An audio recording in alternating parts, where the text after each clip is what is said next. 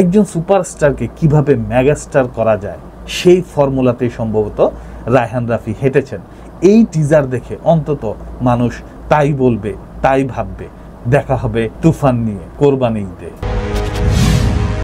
অবশেষে বহুল আলোচিত সিনেমা তুফানের টিজার রিলিজ হয়ে গেল এই কিছুক্ষণ আগে, এবং সেই এক টিজারেই চমক, সেই চমক চোখে মুখে লেগে আছে শাকিব খানের ভক্তদের। তারা যে একটি মারমার কাট একটি গ্যাংস্টার সিনেমা দেখতে পাবে, এবং হলে তাদের শাকিব খানকে যে তারা একটি মারমুখী শাকিব খান বা একটি অ্যাকশন কিং শাকিব খানকে দেখতে পাবে, তার একটা ঝলক কিন্তু রায়হান রাফি দিয়ে দিলেন।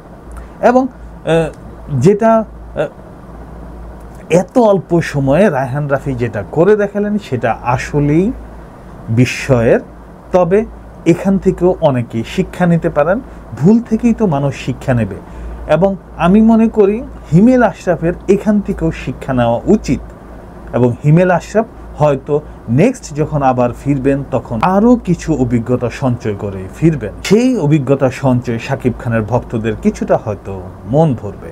এবার আলোচনায় আসি তুফানের টিজারের। অনেকেই বলছিলেন যে এই সিনেমাটা অনেকটা কেজিএফ ভাইব রয়েছে, বাট আমার কাছে কিন্তু কেজিএফ ভাইবের চেয়ে Ajay দেবগানের once upon a time in এ মুম্বাইয়ের যেই সিনেমাটা রয়েছে সেই সিনেমার ধাঁচের মনে হয়েছে। আপনারা হয়তো অনেকেই ইন্ডিয়ান এই সিনেমাটা দেখেছিলেন। পরবর্তী সময় once upon a time in a Mumbai 2-তে অক্ষয় কুমারও অভিনয় করেছিলেন। যাই হোক, কি আছে তুফানে? তুফান একটি গ্যাংস্টারের গল্প। সেই গ্যাংস্টার আমাদের সবার প্রিয় শাকিব খান।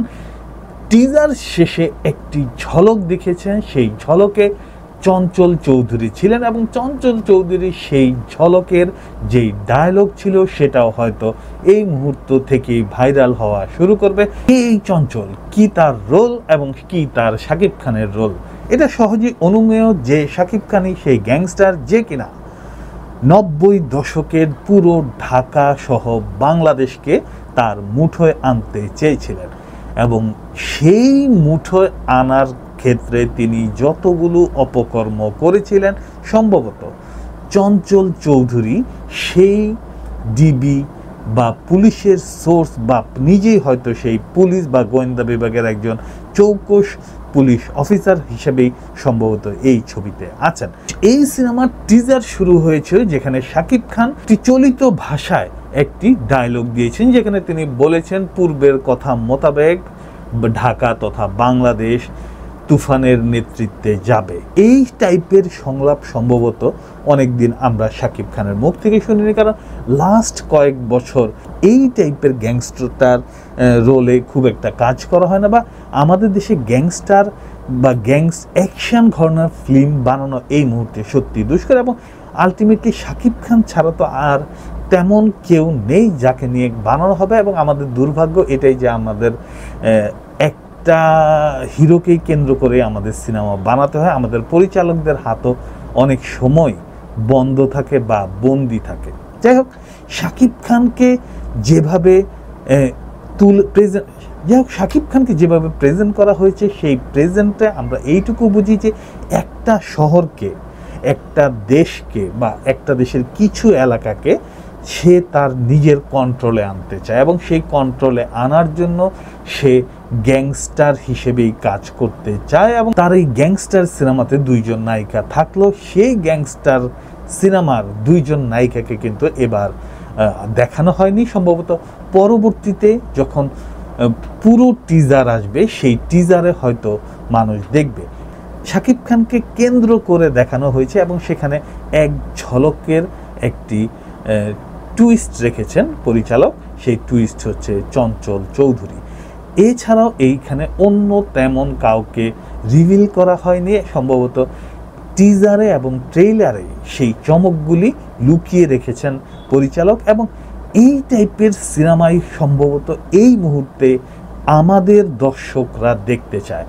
আমরা বাংলাদেশের খেটে খাওয়া মানুষ এই ধরনের চলচ্চিত্র, তার হিরোকে মারদাঙ্গা হিরো দেখতে চায়, তার হিরোকে গণমানুষের হিরো দেখতে চায়, তার হিরোকে সুপার হিরো দেখতে চায়, তার হিরোকে সাধারণ মানুষের প্রতিনিধি হিসেবে দেখতে চায়। আর ইদানিং আরেকটা সমস্যা হয়েছে যে আমরা সিঙ্গেল স্ক্রিনে সিনেমা দিচ্ছি না বা সিনেমা দেখাতে পারছি না, অথচ সিঙ্গেল স্ক্রিনেই সারা জীবন এই রাজ্জাক বানিয়েছে, সোহেল রানা বানিয়েছে, জসিম বানিয়েছে, আলমগীর বানিয়েছে, মান্না বানিয়েছে, ইলিয়াস কাঞ্চন বানিয়েছে, রুবেল বানিয়েছে, আজকে শাকিব খানকে বানিয়েছে এই সিঙ্গেল স্ক্রিন, যেখানে টিকিটের মূল্য আগে হয়তো যেমনই ছিল, এখন সেটা হয়তো কখনো কখনো 50 টাকা, 100 টাকা, 150 টাকা। অথচ এখন সিঙ্গেল স্ক্রিনে আমরা তাচ্ছিল্য করছি এবং সিঙ্গেল স্ক্রিনে আসলে দেখার উপযুক্তও না, বাট খেটে খাওয়া ওই মানুষগুলোর কাছে সিঙ্গেল স্ক্রিনই একমাত্র ভরসা, কারণ তারা ওই সিনেপ্লেক্সে যেতে পারে না, সিনেপ্লেক্সে যাওয়ার অর্থ তাদের কাছে নেই, 500 টাকার টিকিট দিয়ে সকাল 11টা 15তে দেখার কোনো ইচ্ছা আমার ধারণা সিনেমা প্রেমী কোনো মানুষের নেই। এবার তাহলে সিনেপ্লেক্সে যায় কারা? সিনেপ্লেক্সে যারা যায় তারা মূল বাংলা সিনেমার দর্শক না। সিনেপ্লেক্সে এখন বিজ্ঞাপনের জন্য যায় মানুষ, সিনেপ্লেক্সে কিছু মানুষ কিছু দেখে। এখনও অধিকাংশ মানুষের কাছেই মধুমিতাই তাদের প্রাণ, সিনেমার প্রাণ। এখনও অনেক মানুষের কাছেই জোনাকি, রাজিয়া, রাজমণি, অনেক হলই নাই, অনেক হল হয়তো আগামী দিনে থাকবে না, কারণ আমাদের হিরো নেই, আমাদের গল্প নেই, আমাদের চলচ্চিত্র নেই। তবুও বাংলা চলচ্চিত্র শাকিব খানের মাধ্যমে কিছুটা হলেও টিকে আছে, কিছুটা টিকে থাকবে। এই টিকে থাকা সিনেমা হলগুলোকে আমরা যেন বাঁচিয়ে তুলি, বাঁচিয়ে আবার যেন নতুন উদ্যমে আমরা যেন বাংলা সিনেমাকে আরও একটু উপরের দিকে তুলে নিতে পারি। রায়হান রাফি হাত ধরে, শাকিব খানের হাত ধরে, হিমেল আশরাফ সহ আরও যারা পাইপলাইন ডিরেক্টর রয়েছেন তাদের হাত ধরে যেন বাংলা সিনেমা আরেকটু এগিয়ে যায়। আমরা আশা করব দীপজল ভাইকেও, আমরা আশা করব আরও যারা সিনেমা প্রডিউসার আছেন, যারা এই সিনেমা শিল্পকে এগিয়ে নিয়ে যাচ্ছিলেন, আরেকবার আপনারা হাত তুলে হাতে হাত ধরে বাংলা সিনেমাকে এগিয়ে নিয়ে যাবেন। আমাদের বাংলা সিনেমা যদি এগিয়ে যায়, আমরা আরেকটু ভালোভাবে হয়তো আমাদের সিনেমাগুলিকে পাশের দেশেও আমরা প্রেজেন্টেশন করতে পারবো। যাই হোক, শাকিব খানের তুফান আসছে কোরবানি ঈদে। শাকিব খান কে আমরা নতুন রূপে দেখতে পাবো, নতুন গেট আপ, নতুন হেয়ার স্টাইল, নতুন ফিউশন, নতুন এনার্জি।